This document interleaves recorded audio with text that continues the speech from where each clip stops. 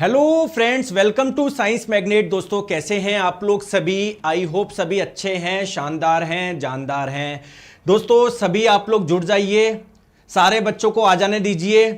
ठीक है, तो स्टार्ट करने जा रहे हैं वर्क एनर्जी एंड पावर यानी कार्य ऊर्जा एवं शक्ति की क्लास नंबर 3। आई बात समझ में? तो चलिए दोस्तों, पिछली क्लास में हम लोगों ने क्या क्या पढ़ा था? वर्क यानी कार्य क्या होता है इसके बारे में हमने पढ़ा था। एनर्जी यानी ऊर्जा के बारे में पढ़ा था। मैंने आपको बताया भी था ऊर्जा के दो मुख्य रूप है, गतिज ऊर्जा एवं स्थितिज ऊर्जा यानी kinetic energy and potential energy. तो आज हम लोग करेंगे दोस्तों पावर यानी शक्ति। ये पूरा अपना चैप्टर हो जाएगा और फिर बाद में हम लोग इसके क्वेश्चंस करेंगे। भी 2024 में भी कैसे क्वेश्चन आए, पिछली बार भी कैसे आए, ये सारे करेंगे।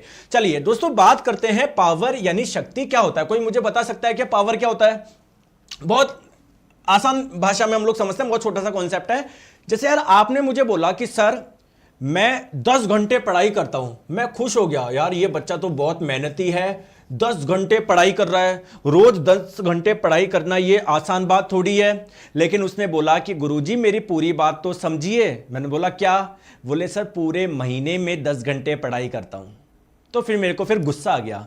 तो दोस्तों आप जो काम कर रहे हो वो इंपॉर्टेंट नहीं है, आप जो काम कर रहे हो वो कितने समय में कर रहे हो ये बहुत इंपॉर्टेंट है। जैसे सिलेक्शन, यार मानता हूं आप लोग ले लोगे, मेहनत कर रहे हो, लेकिन यार आप मान लो उसके लिए 2 साल लगा रहे हो, 3 साल लगा रहे हो, तो वो मेरे हिसाब से सही चीज नहीं है। क्योंकि सिलेक्शन अगर एक सही तैयारी उससे करो तो आप लोग बहुत कम समय में, 6 महीने 1 साल में आप लोग बहुत आसानी से ले सकते हो। तो देखिए दोस्तों पावर यानी शक्ति क्या होती है? तो पावर यानी शक्ति किसको बोलते हैं? कार्य करने की दर को ही हम लोग शक्ति बोलते हैं। रेट ऑफ डूइंग वर्क, इसका मतलब क्या है? तो पावर का मतलब है आपने कितना वर्क किया है, कितना कार्य किया है, बटे कितने टाइम में किया है, कितने समय में किया है, इसे ही बोलते हैं हम लोग शक्ति। चलिए दोस्तों अगर मैं आप लोगों से पूछूं इसका एसआई मात्रक बताओ तो क्या होगा एसआई मात्रक? आप लोग बोलोगे सर कार्य का एसआई मात्रक होता है जूल। क्या होता है? जूल। और समय का एसआई मात्रक होता है क्या? सेकंड। तो आप लोग बोलोगे इसका मात्रक क्या हो जाएगा? जूल बट्टे सेकंड। और दोस्तों इसी जूल बट्टे सेकंड को हम लोग किस नाम से जानते हैं? वॉट के नाम से जानते हैं। अगर मैं आप लोगों से बोलूं चलिए इसकी डायमेंशन यानी विमा बताइए, तो विमा सोचिए अपने हिसाब से, बताइए विमा क्या होगी? बताइए विमा क्या होगी? तो दोस्तों वर्क कार्य की विमा आपको पता है क्या? हां सर पता है, m की पावर 1 l की पावर 2 और t की पावर -2। क्या मैं सही लिखी है क्या बताओ? और समय की आपका हो जाएगा t की पावर 1। बोलो सही लिखी है? तो इसको जब आप लोग सॉल्व करोगे तो क्या आ जाएगा? m की पावर 1 l की पावर 2 और t की पावर -3। तो ये हो जाएगी दोस्तों डायमेंशनल फॉर्मूला यानी विमीय सूत्र। आई बात समझ में? क्या m की पावर 1 l की पावर 2 t की पावर -3 बिल्कुल सही है। चलिए नेक्स्ट मेरा क्वेश्चन है कि दोस्तों जो पावर होती है वह सदिश राशि है या अदिश राशि है? बताओ यह एक सदिश राशि है या एक अदिश राशि है? बताओ। तो आपने सुना होगा जब मार्केट से कोई भी आप लोग उपकरण लेकर आते हो, कोई आप लोग पानी का पंप लेकर आए या कोई आप लोग बल्ब लेकर आए, तो सभी की पावर उस पर लिखी होती है। कोई 1000 वॉट का होता है, कोई 2000 वॉट का होता है। तो केवल मान लिखा होता है ना, उसमें दिशा थोड़ी होता है 2000 वॉट पूर्व दिशा में, 2000 वॉट पश्चिम दिशा में, नहीं। तो यह क्या है दोस्तों? यह एक अदिश राशि है, एक स्केलर क्वांटिटी है, एक अदिश राशि है। बहुत बढ़िया। दोस्तों आपको मैं बताऊं, जैसे आपने सुना होगा इसमें इतने हॉर्स पावर का इंजन है, तो बेसिकली क्या बताते हैं? उस इंजन की पावर बताते हैं, शक्ति बताते हैं कि इंजन 1 सेकंड में कितना काम कर सकता है, कितनी एनर्जी हमको दे सकता है। तो जो ज्यादा एनर्जी होती है ना, बड़ी बड़ी एनर्जी, उसको हम लोग किस में मापते हैं? किलोवाट में नापते हैं। जैसे जैसे मैं आपको बोलूं 1 किलोवाट में कितने वाट हो जाएंगे? आप लोग बोलोगे सर 1000 वाट। बिल्कुल बेसिक सी चीज है, ठीक है।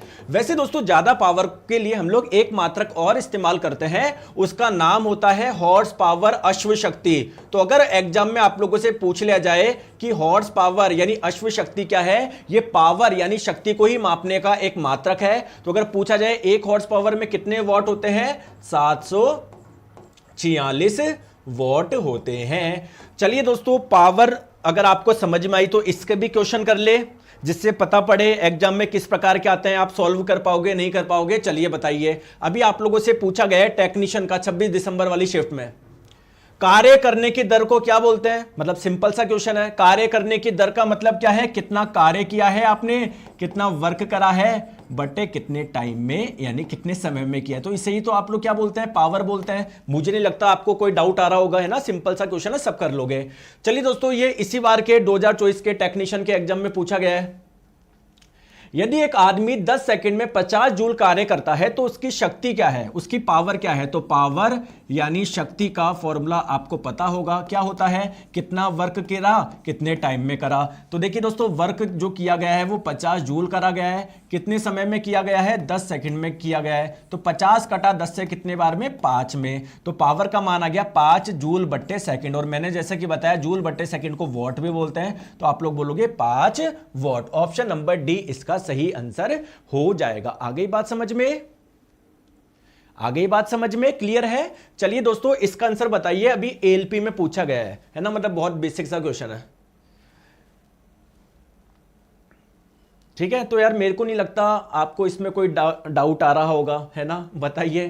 तो बोला जा रहा है 1 किलोवाट का मान क्या है ना, वॉट में आपको बताना है, मतलब 1 किलोवाट में कितने वॉट होते हैं। तो सिंपल सा क्वेश्चन है दोस्तों, बन जाएगा क्वेश्चन। अब देखो, अभी आपको ये सारे क्वेश्चन बहुत सिंपल लग रहे हैं। अरे यार, एक बच्चा बोल रहा है कि सर कार्य करने की दर को ऊर्जा बोलेंगे ना। अरे दोस्तों, ऊर्जा क्या होता है? कार्य करने की क्षमता, एबिलिटी टू डू वर्क, उसको बोलते हैं एनर्जी यानी ऊर्जा। कार्य करने की जो दर होती है उसे हम लोग शक्ति बोलते हैं, कि कितना कार्य करा कितने समय में। कंफ्यूज कैसे हो जाते हो आप, हैं? चलिए दोस्तों, अब आगे चले। अब ये तो हमारे बेसिक से क्वेश्चंस हो गए, कुछ अच्छे अच्छे क्वेश्चंस करते हैं जिससे चैप्टर आप लोगों का और आपकी अच्छी से प्रैक्टिस हो जाए। देखिए दोस्तों, अभी हमने ना फिजिक्स में जितने भी चैप्टर करे हैं, साथ में जो क्वेश्चंस करे हैं, वो आप लोगों से इजीली सॉल्व हो रहे होंगे, लेकिन यही क्वेश्चन आप जब एग्जाम में जाओगे सॉल्व नहीं होते। अभी तो लग रहा है सर कितने बच्चों वाला क्वेश्चन है, अरे सर मैं ये भी कर दूंगा, ये भी कर दूंगा, ये भी कर दूंगा। क्यों? क्योंकि एग्जाम में आप लोग भूल जाते हो।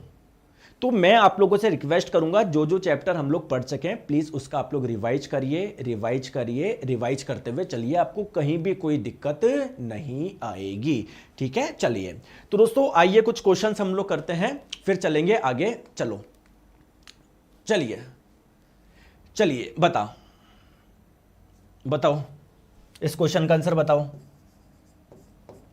बताइए, ध्यान से देखिए, आंसर बताएंगे। यदि वायु प्रतिरोध को नगण्य माने तो मुक्त रूप से गिरते हुए पिंड की स्थितिज ऊर्जा और गतिज ऊर्जा का योग कितना होता है? जैसे दोस्तों, जब कोई वस्तु हाइट पे थी तो इसके पास में कुछ पोटेंशियल एनर्जी थी, स्थितिज ऊर्जा थी, गतिज ऊर्जा कुछ भी नहीं थी, ठीक है। लेकिन जैसे ही नीचे आएगा इसकी स्थितिज ऊर्जा कम होती रहेगी, गतिज ऊर्जा बढ़ती रहेगी, बहुत सही बात है। लेकिन दोस्तों, टोटल एनर्जी तो कांस्टेंट रहेगी ना, जितनी टोटल एनर्जी इधर थी उतनी ही इधर रहेगी, उतनी ही इधर रहेगी, उतनी ही इधर रहेगी।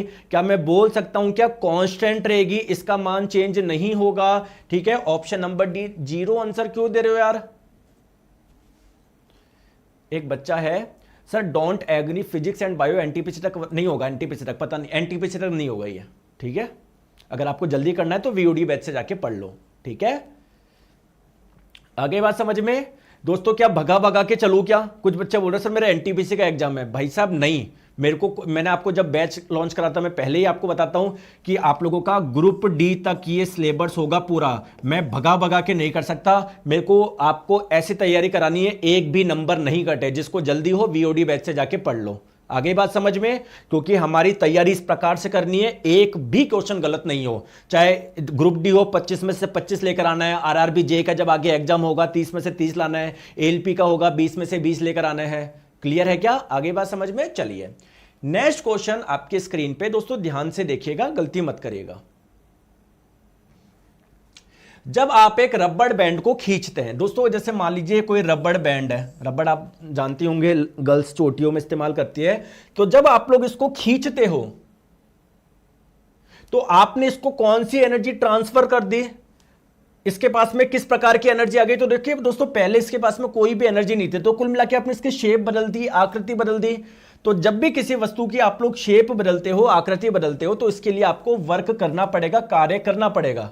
तो जो आप वर्क कर रहे हो, कार्य कर रहे हो, जो एनर्जी दे रहे हो, वो इसमें जाके स्टोर हो जाएगी। और दोस्तों जब किसी वस्तु को आप थोड़ा सा उसकी स्थिति की वजह से, उसकी आकृति की वजह से जो उसमें एनर्जी स्टोर होती है, उसे क्या बोलते हैं? पोटेंशियल एनर्जी बोलते हैं, स्थिर ऊर्जा बोलते हैं। बताया था नहीं बताया था?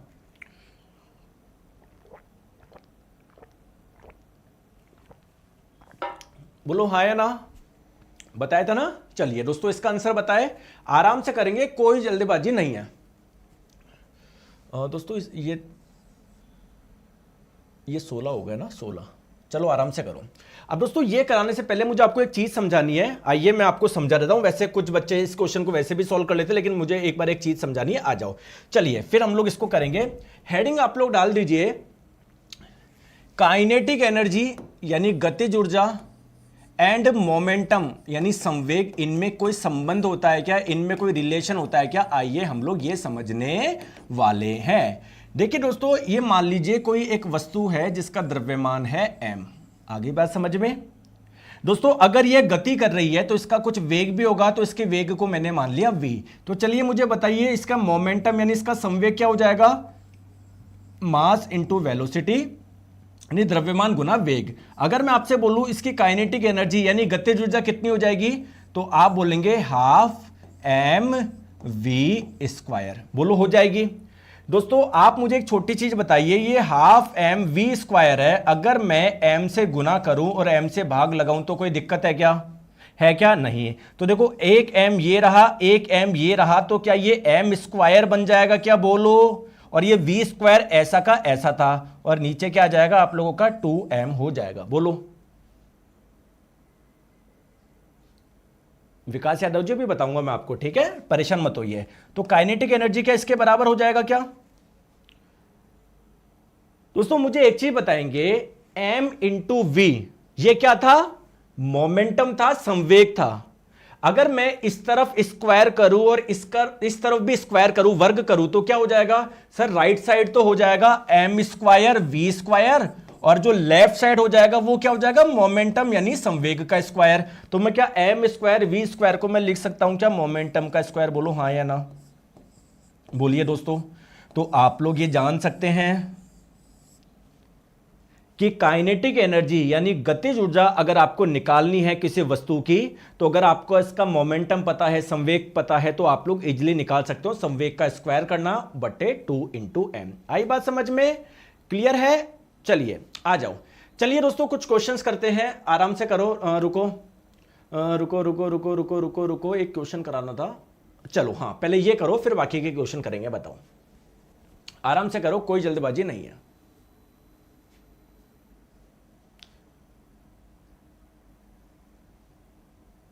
सर नोट्स के वीओडी बैच से पढ़ लूं क्या मैं? अरे वीओडी बैच दोस्तों 2024 का बैच है, वो पुराना बैच क्यों पढ़ रहे हो? अगर आपको जल्दी जल्दी करना है कि नहीं सर मेरे को तो अभी 10 दिन बाद में एग्जाम है, तो उससे पढ़ लो। बाकी दोस्तों ये जो लाइव बैच है इससे आप लोग पढ़िए, ठीक है? आ जाओ। एक वस्तु का संवेग अगर 3 गुना कर दिया जाए तो उसकी गतिज ऊर्जा पे क्या प्रभाव पड़ेगा? देखिए दोस्तों बात करते हैं पहले इसका मोमेंटम यानी संवेग, मतलब पहले गति कर रहा था, मोशन कर रहा था, तो उसका कोई ना कोई संवेग होगा। मान लेते हैं इसका संवेग कितना था? p था, ठीक है? और पहले इसके कुछ काइनेटिक एनर्जी भी होगी, ठीक है सर। और दोस्तों इसका कोई द्रव्यमान भी होगा, इसके द्रव्यमान को मैं मान लेता हूं m था। तो मैं बोल सकता हूं क्या कि पहले जो इसकी काइनेटिक एनर्जी थी, जो इनिशियल काइनेटिक एनर्जी थी, क्या मैं बोल सकता हूं क्या किसके बराबर होगा? इनिशियल जो मोमेंटम था उसका स्क्वायर अपॉन 2 इंटू एम। बोलो मैं बोल सकता हूं क्या? ध्यान से समझो, कुछ गलत लिखा क्या? नहीं। अब आपको बोला जा रहा है कि अगर इसका संवेग 3 गुना हो जाए तो पहले देखो द्रव्यमान तो वही रहेगा इसका, ठीक है? ठीक है, तो अगर संवेग पहले p था, अब आपका क्या हो गया? 3p हो गया। तो बताओ अब काइनेटिक एनर्जी में कितना चेंज हो जाएगा? तो अब जो फाइनली काइनेटिक एनर्जी हो जाएगी वो कितनी हो जाएगी? कैसे निकालोगे? मोमेंटम का स्क्वायर संवेग का स्क्वायर बटे 2 इंटू इसका द्रव्यमान। तो इसका मोमेंटम अब कितना है? 3p है, तो इसका स्क्वायर करोगे क्या हो जाएगा? 9p स्क्वायर बटे 2 इंटू एम। बोलो हाँ या ना, बात आ गई समझ में? कोई परेशानी है क्या? देखो अब देखो पहले जो मोमेंटम था वो ये था, बटे 2 इंटू एम। अब देखिए दोस्तों मोमेंटम कितना रहेगा, पहले पी था अभी अब उसका 3 गुना हो गया, ठीक है। तो अब इसका ये वाली वैल्यू आ गई 9p² / 2m। तो देखो इसको मैं ऐसे लिख दूं 9p² / 2 × m, किसी को कोई दिक्कत है नहीं। तो ये अगर आप लोग ध्यान से देखोगे पहले वाली गतिज ऊर्जा थी, ये पहली वाली गतिज ऊर्जा थी, और अब गतिज ऊर्जा कितनी हो गई, पहली वाली का 9 गुना हो गया। तो मूल मान का 9 गुना हो जाएगी। दोस्तों समझ में आ रहा है क्वेश्चन? बताओ आ गई बात समझ में? क्वेश्चन बन रहा है। चले आगे चलिए दोस्तों, नेक्स्ट क्वेश्चन आपके स्क्रीन पे बताइए। किसी वस्तु की स्थिति के कारण, उसकी पोजीशन के कारण, उसके कन्फिग्रेशन का मतलब उसके शेप, उसकी आकृति की वजह से जो उसमें एनर्जी स्टोर होती है उसे क्या बोलते हैं, पोटेंशियल एनर्जी बोलते हैं, स्थितिज ऊर्जा बोलते हैं। चलिए दोस्तों इसका आंसर बताएंगे। 40 किलोग्राम भार वाली लड़की, देखो क्या दिया हुआ है, किलोग्राम दिया हुआ है या न्यूटन दिया हुआ है, किलोग्राम। यानी बेसिकली आपको क्या बताया गया है, इस लड़की का मास यानी द्रव्यमान कितना है, 40 किलोग्राम है। क्लियर है क्या? अब दोस्तों क्या दिया हुआ है आप लोगों को, क्या दोस्तों ये एक सीढ़ी है, ये एक सीढ़ी है जिसकी हाइट कितनी है, 5 मीटर। तो एक लड़की है जो कि 4 सेकंड में सीढ़ी पे चढ़ जाती है, सीढ़ी की हाइट है 5 मीटर। तो आपको बताना है इसकी पावर यानी शक्ति का मान बताना है। टेंशन मत लो आप, बिल्कुल भी टेंशन मत लो, मैं बता रहा हूं। देखो पावर क्या होता है, क्या मैं बोल सकता हूं क्या, रेट ऑफ डूइंग वर्क, कार्य करने की दर को ही शक्ति बोलते हैं। कितना वर्क करा, कितना कार्य करा, बटे कितने टाइम में करा, क्या इसे ही आप लोग पावर यानी शक्ति बोलते हैं क्या? बोलो हाँ या ना, बोलो हाँ या ना। अब मेरे प्यारे दोस्तों मैंने आपको बताया था कोई भी m द्रव्यमान की वस्तु जब h हाइट तक जाती है या h हाइट तक लेके जाना है तो इसके लिए कितना कार्य करना पड़ता है, मैंने बताया था क्या? हां सर आपने बताया था, mgh, इतना वर्क करना पड़ेगा। मान लेता हूं यह वर्क कितने समय में हो रहा है, t समय में हो रहा है। तो क्या अब मेरे पावर यानी शक्ति का मान आ जाएगा क्या? बिल्कुल आ जाएगा। तो चलिए देखते हैं, m द्रव्यमान कितना था, 40 किलोग्राम। गुरुत्वीय त्वरण का मान होता है 9.8, आप 10 मान लीजिए। कितनी हाइट पे जाना है, 5 मीटर हाइट पे जाना है। इसके लिए समय कितना लग रहा है, 4 सेकंड लग रहा है। तो 40 कटा 4 से 10 बार में 10 × 10 हो गया 100, 100 × 5 हो गया 500 वाट। ऑप्शन नंबर ए इसका सही आंसर हो जाएगा। ठीक है, आ गई बात समझ में, आ गई बात समझ में। चलो आ जाओ। अब ये क्वेश्चन अगर आपको समझ में आ गया तो इस वाली क्वेश्चन का भी आंसर बताइए। आराम से करो है ना, मैं थोड़ा सा इसका डायग्राम बनाता हूं जिससे चीजें हो जाए। अब देखो एग्जाम में आप लोग इतना समय लोगे क्या, देखो क्या पूछा जा रहा है कि सर पावर का मान बताना है, शक्ति का मान बताना है। शक्ति का मात्रक क्या होता है, वॉट होता है। तो देखिए आंसर ये तो आ ही नहीं सकता, जूल तो हो ही नहीं सकता ना, मीटर इंटू सेकेंड हो सकता है, इसको भी हटा दो। तो या तो ऑप्शन नंबर बी होगा या ऑप्शन नंबर डी होगा। बोलो हाँ या ना। अब देखो क्वेश्चन में क्या बोला जा रहा है, एक लड़का है जिसका द्रव्यमान दिया हुआ है 50 किलोग्राम। सर स्मॉल जी का मान 9.8 क्यों नहीं लिया? दोस्तों यहां पर स्मॉल जी का मान 10 मीटर पर सेकंड स्क्वायर दिया हुआ था, यहां पर टाइपिस्ट ने लिखा नहीं है। ठीक है, मैं लिखना भूल गया, यहां पर गुरुत्वीय त्वरण का मान दिया हुआ था कि गुरुत्वीय त्वरण का मान ये मानिए। ठीक है, चलिए बताओ। हाँ चलो इस क्वेश्चन का आंसर कर रहे थे हम लोग।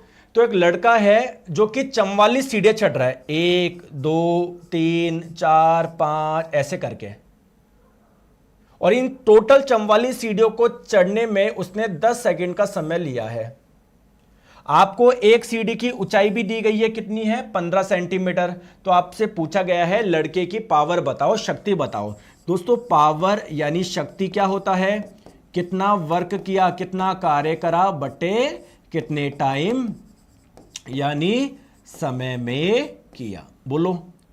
अब आप लोग बोलोगे कि सर ये कुछ हाइट यहां पर गया, फिर कुछ हाइट, टोटल कितनी हाइट, जमीन से टोटल कितनी ऊंचाई पर गया, जमीन से टोटल कितनी ऊंचाई पर गया। तो एक सीढ़ी की, एक स्टेप की जो ऊंचाई है वो कितनी है, 15 सेंटीमीटर। तो टोटल 44 सीढ़ियों की, मतलब टोटल कितनी ऊंचाई तक पहुंच जाएगा वो मैं बोल सकता हूं क्या 44 इंटू 15। चलिए दोस्तों सॉल्व करके बताइए कितना आएगा। अरे बताइए 44 इंटू 15 बहुत जनों ने कर लिया होगा। तो ये 5 चौके 20, 5 चौके 20 और 2 22 और ये इधर ये बच जाएगा। तो 4 + 2 6, 4 + 2 6। क्या मैं बोल सकता हूं क्या 660 सेंटीमीटर टोटल चढ़ जाएगा? सही लिखा है क्या मैंने? क्या मैंने सही लिखा है 660 सेंटीमीटर? और अगर मैं इसको मीटर में बदलना चाहूं तो क्या करना पड़ेगा? सर इसमें 100 से भाग लगा दो, आपका आंसर आ जाएगा मीटर में कि कितनी हाइट तक ये चढ़ा। तो कोई भी m द्रव्यमान की वस्तु जब h हाइट पे लेके जाते हो तो उसके लिए कितना वर्क यानी कार्य लगता है बताओ? mgh। तो ये जो बच्चा था, जो लड़का था, इसका द्रव्यमान कितना था? 50 था। स्मॉल जी का मान 9.8 होता है, लेकिन क्वेश्चन में बोला गया है कि आप 10 ले लो। टोटल कितनी हाइट तक आप जा रहे हो? 660/100 इतने मीटर तक जा रहे हो। तो एक जीरो से, 2 जीरो से ये 2 जीरो कैंसिल हो गया। तो टोटल कार्य कितना हुआ? 5 × 660 और कार्य का मात्रक होता है जूल। और दोस्तों ये कार्य कितने समय में हुआ? 10 सेकंड में हुआ। तो पावर का मान आप लोगों को बताना है। तो पावर यानी शक्ति का मान आपका कितना हो जाएगा? 5 × 660 इतने जूल तो कार्य हुआ है। और ये कार्य कितने सेकंड में हुआ है? 10 सेकंड में हुआ है। 10 सेकंड में तो देखो एक जीरो से एक जीरो कट जाएगा। 5 × 66 आपका हो जाएगा। तो 60 पंजे 5 होता है 300, 330 आपका आ रहा है 330 वाट। बताओ यार क्या दिक्कत आ रही है? दोस्तों बहुत सारे बच्चे हैं ना, पता नहीं पढ़ाई के अलावा सारे कमेंट कर रहे हैं। तुम 5 मिनट रुक जाओ, तुम्हारे सारे कमेंट का जवाब दे दूंगा। सर मेरा पीडीएफ नहीं चल रही, मेरा वीडियो नहीं चल रहा, मेरा ये नहीं हो रहा, मेरा वो नहीं हो रहा। एक बार पढ़ा लूँ मैं, छोटा सा ही बचा है 10-12 मिनट का बचा है, एक बार मैं पढ़ा लूँ या बीच में मैं आपके कमेंट पढ़ लूँ? बताओ बोलो। आप बोलोगे तो मैं बीच में छोड़ के, है ना, मतलब मैं बेवकूफ हूं, मतलब मैं पागल हूं जो पूरा ध्यान मैं इधर दे रहा हूं। आपको भी बोलता हूं सारा ध्यान इधर रखो, है मैं पढ़ाना छोड़ दूं? बताओ आपके कमेंट पढ़ लूं मैं? तो भैया थोड़ा सा बचा हुआ है, इसको पढ़ लो, फिर आपकी जो इच्छा हो वो कमेंट करते रहना। सर पीडीएफ नहीं चल रही, सर ये नहीं चल रही, सर लाइव बैक क्यों नहीं हो रहा, सर ये क्यों नहीं हो रहा। एक मिनट रुकिए तो सर, ये आप लोग हैं इतनी पता नहीं क्या जल्दबाजी लेके कहां पर जाओगे। चलिए आ जाओ।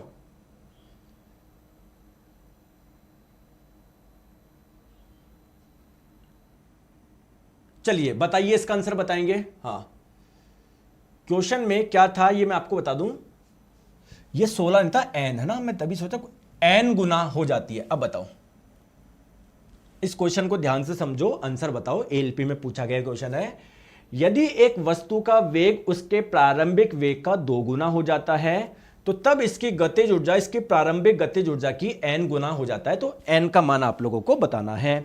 देखिए दोस्तों, जैसे मान लीजिए कोई वस्तु थी जिसका द्रव्यमान क्या था? m था, और इसका वेग क्या था? v था। तो पहले इसकी गतिज ऊर्जा क्या थी? Half mv²।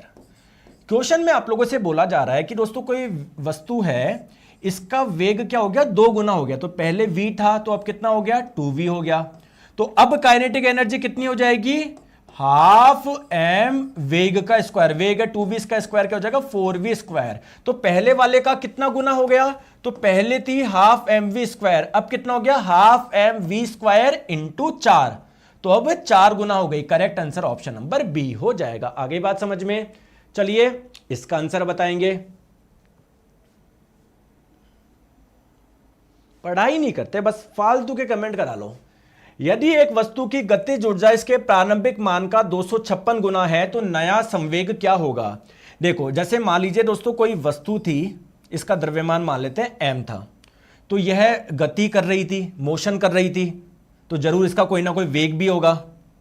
अगर वेग है तो इसका संवेग भी होगा, मोमेंटम भी होगा। तो पहले मोमेंटम में मान लेता हूं p था, इसकी कुछ ना कुछ गतिज ऊर्जा भी होगी, और पहले गतिज ऊर्जा मान लेता हूं मैं इतनी थी। क्वेश्चन में आप लोगों से बोला जा रहा है कि दोस्तों इसकी जो गतिज ऊर्जा है पहले जितनी थी उसका 256 गुना हो गया। तो बताइए संवेग पे क्या प्रभाव पड़ेगा? पहले जितना संवेग था, संवेग भी क्या 256 गुना हो जाएगा, या 8 गुना होगा, या 32 गुना होगा, या 16 गुना होगा, या पहले जितना ही होगा? कैसे बताओगे? आपको पता है किसी भी वस्तु की काइनेटिक एनर्जी यानी गतिज ऊर्जा कैसे निकालते हैं? मोमेंटम का स्क्वायर बाय 2m। बोलो हाँ या ना, बोलो। अब मेरे प्यारे दोस्तों एक छोटी सी बात मुझे बताओ, अगर किसी वस्तु का अगर संवेग बढ़ेगा तो संवेग का स्क्वायर भी बढ़ेगा, और ये वाली वैल्यू अगर ज्यादा होगी तो काइनेटिक एनर्जी भी ज्यादा होगी, गतिज ऊर्जा भी ज्यादा होगी। तो अगर गतिज ऊर्जा बढ़ गई 256 गुना हो गई तो क्या संवेग भी बढ़ जाएगा? क्या पहले जितना ही रहेगा? क्या नहीं सर, संवेग भी बढ़ जाएगा। अब कितना बढ़ जाएगा? देखो, अगर संवेग बढ़ेगा तो संवेग का स्क्वायर बहुत ज्यादा बढ़ेगा, और जैसे ही संवेग का स्क्वायर बढ़ेगा तब जाके क्या बढ़ेगी? Kinetic energy. तो काइनेटिक एनर्जी अगर 256 हो गई, 256 गुना, तो मोमेंटम क्या हो गया? अब देखो, इसका अंडर रूट लो, 256 का अंडर रूट 16, तो केवल 16 गुना आप लोगों का बड़ा होगा। सर मुझे तो नहीं आया समझ में, कोई बात नहीं, मैं वापस समझा देता हूं। देखो दोस्तों, एक चीज मुझे बताओ, कोई ये m द्रव्यमान की वस्तु है, पहले इसका वेग v था, तो इसका मोमेंटम यानी संवेग क्या हो जाएगा? m इंटू वी हो जाएगा। इसकी काइनेटिक एनर्जी कितनी हो जाएगी? हाफ mv स्क्वायर हो जाएगी। अब मेरा क्वेश्चन ये है कि मान लीजिए अब इसका वेग कितना हो गया? पहले वाले से 16 गुना हो गया, पहले v था, अब 16v हो गया। तो बताओ नया मोमेंटम, नया संवेग कितना हो जाएगा?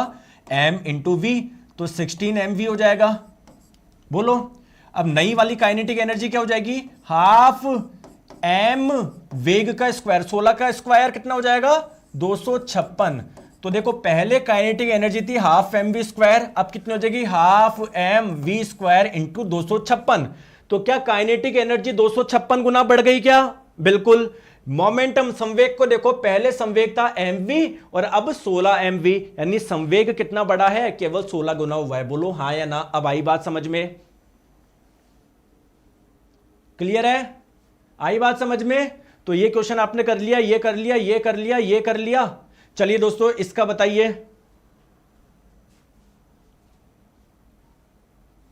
हाँ अभी अमरजीत, अभी बताता हूं बेटा, अभी रुको तो सही।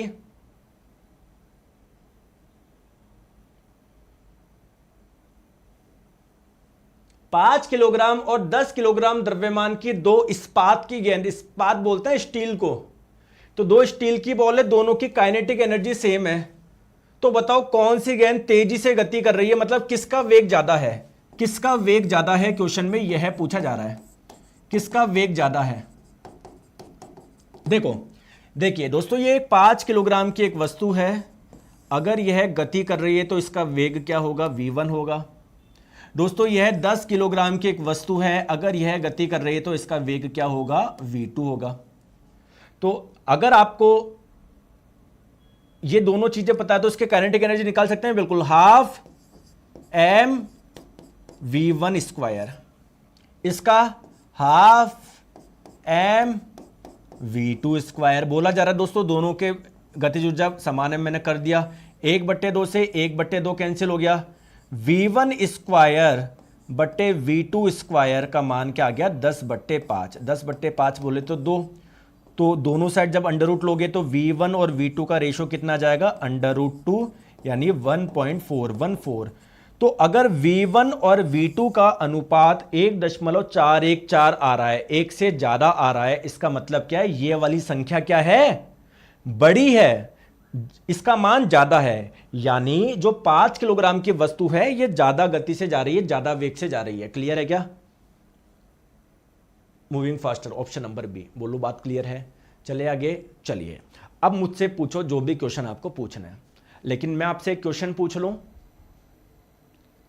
अब मेरी कुछ बात मान लोगे, फिर मैं आपकी बात मानूंगा, है ना दोस्तों? मेरी आप लोगों से एक रिक्वेस्ट है, मैं फिर से आप लोगों से रिक्वेस्ट कर रहा हूं कि जो जो चैप्टर मैं पढ़ाते जा रहा हूं प्लीज़ उसको रिवाइज करते रहिए। देखो अभी आपको आता है, जैसे अभी हमने पिछला चैप्टर पढ़ा था बल एवं गति के नियम, तो वहां पर हमने पढ़ा था ना कि जब बंदूक से गोली निकलती है, बंदूक पीछे की ओर आती है, देखो उस समय आपको अच्छे से समझ में आ गया होगा, लेकिन अब आप भूल गए।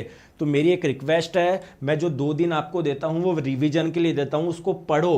पहला चैप्टर मात्रक एवं मापन हो चुका है, दूसरा मोशन यानी गति हो चुका है, फिर बल एवं गति के नियम हो चुका है, फिर उसके बाद में क्या पढ़ा था? गुरुत्वाकर्षण हम लोगों ने पढ़ा था, उसके बाद में कार्य, ऊर्जा एवं शक्ति। दोस्तों आपको पता भी नहीं है, लगभग 50% फिजिक्स आपकी पूरी हो चुकी है, तो आपको पता नहीं पड़ेगा कब फिजिक्स यानी भौतिक विज्ञान पूरी हो जाएगी। तो आप लोग जो मैं पढ़ाता जा रहा हूं उसको रिवाइज करते रहिए। तो वर्क, एनर्जी एंड पावर पूरा हो चुका है, इसका टेस्ट आज शाम तक को आपको डल जाएगा। और अगला चैप्टर क्या होगा अपने नोट्स में देख के बताइए। इंडेक्स अगर आपने बनाया तो अगले चैप्टर का नाम क्या है वो बताइए। तो वो हम लोग पढ़ेंगे सेम मंडे को 1 बजे। अब आपकी जो भी इच्छा हो, कमेंट हो, डाउट हो, जो भी पूछना हो वो आप मुझसे पूछ लीजिए। बताओ, हाँ बताओ। सर एक बार रिपीट कर दी, रोहित बोल रही है सर, रोहित बोल रहे हैं सर एक वो रिपीट कर दो। रोहित जी एक बार वीडियो को वापस देख लीजिएगा, आपको समझ में आ जाएगा। कोई दिक्कत हो तो नेक्स्ट क्लास में आप लोग मुझसे पूछ लेना। और बताओ सर, आप भी ग्रुप डी का फॉर्म भरना प्लीज। ठीक है दोस्तों, मैं ग्रुप डी का भी भर दूंगा, एएलपी का भी भर दूंगा, आप जो बोलोगे ना। देखो डाउट कैसे कैसे डाउट आ रहे हैं। ये देखो, ये है सिलेक्शन लेने वाले बच्चे हैं, फिर सिलेक्शन नहीं होगा, माताजी पिताजी सोचेंगे बेटा तू तो पढ़ाई करता था। देखो बेटा तो क्लास में आके क्या कमेंट करता था।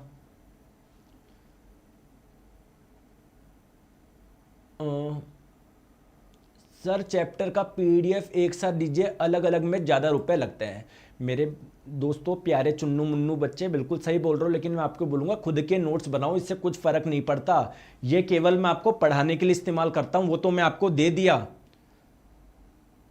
अब कहीं मतलब समझ रहे हो, वो तो मैं आपको दे देता हूं, लेकिन इसका मतलब ये नहीं है कि आप लोग क्या करो, सिंपल इसी का प्रिंट आउट निकाल लो। मतलब निकाल सकते हो, लेकिन यार आप खुद के नोट्स बनाओ। ये मैं आपको, यार आप मैं आपको बताऊं, मेरे कई बच्चों ने नोट्स भेजे, इतने बढ़िया बढ़िया नोट्स। जितने भी बच्चे सेलेक्टेड है ना, मैं उनके नोट्स दिखाऊंगा, एक भी बच्चे ने फोटोकॉपी नहीं करवा रखी, वो सब खुद के नोट्स बनाते हैं। तो आप लोग प्लीज खुद के नोट्स बनाइए, है ना, खुद के बनाइए। मतलब इसका ठीक है, प्रिंट आउट भी निकाल सकते हो, बाकी खुद का निकालो। सर एक YouTube पे आपकी क्लास चल रही है, वो लेना जरूरी है क्या? देखो मैं आपको फिर से एक बात बता दिया, जब मैं निर्माण बैच लेकर आया था मैंने आपको एक चीज़ बताई थी कि दोस्तों आपको कोई बुक फॉलो करने की आवश्यकता नहीं है, कुछ पढ़ने की आवश्यकता नहीं है, बस केवल एक चीज़ फॉलो करो, तो इससे आपका सब कुछ हो जाएगा। मैं पूरी 1% कुछ करने की आवश्यकता नहीं है। दूसरी बात, हाँ अगर आपके पास समय है तो भी मैं YouTube पे कुछ फ्री सेशन ले रहा हूँ कुछ, ठीक है, तो आप लोग पढ़ सकते हो। आप ही की नॉलेज बढ़ेगी जब पढ़ोगे यहाँ पर, और फिर देखोगे यहाँ पर और चीज़ें एक्स्ट्रा मिलेगी और ज़्यादा चीज़ें मिलेगी। तो अगर आपके समय है तो देख सकते हो ऐसे, वरना जरूरी नहीं है। आगे बात समझ में, पहली महत्वपूर्ण बात। दूसरी महत्वपूर्ण बात, अब बताओ पिछले टेस्ट में कितने नंबर आए, अब आप भी बता दो पिछले। और सुनो, अपन को सिलेबस जब हो जाएगा ना पूरा, तो यहां पर अपन प्रैक्टिस सेट चलाएंगे, क्लास बंद नहीं होगी, ध्यान रखना। तो प्रैक्टिस सेट जब चलाओगे वो तभी मजा आएगा जब आपका सिलेबस पूरा हो चुका हो। तो ढंग से पढ़ो आप, रोज 14, 15, 10। सर बायो ओल्ड बैच से पूरा कर लो क्या? कर लो यार, आपको इतनी क्या जल्दी है यार, हैं? पढ़ लो तो आप, मैंने आपको दिया, पूरा पढ़ सकते हो। बायो का केमिस्ट्री फिजिक्स सब कर सकते हो। 16 क्वेश्चन सही हुए हैं। तो जो क्वेश्चन गलत हुए हैं वो देख लिया किस वजह से हुए हैं, वो देखा। तो दोस्तों अगर आपके मान लीजिए कोई टेस्ट में 20 क्वेश्चन में से अगर मान लीजिए आपके 17 क्वेश्चन सही हुए, 3 गलत हुए, तो उसको चेक करा करो 3 क्वेश्चन गलत क्यों हुए। ठीक है, थैंक यू सो मच। मिलते हैं दोस्तों नेक्स्ट क्लास में, हमारा रिफ्लेक्शन ऑफ लाइट यानी प्रकाश का परावर्तन। Thank you so much, bye bye.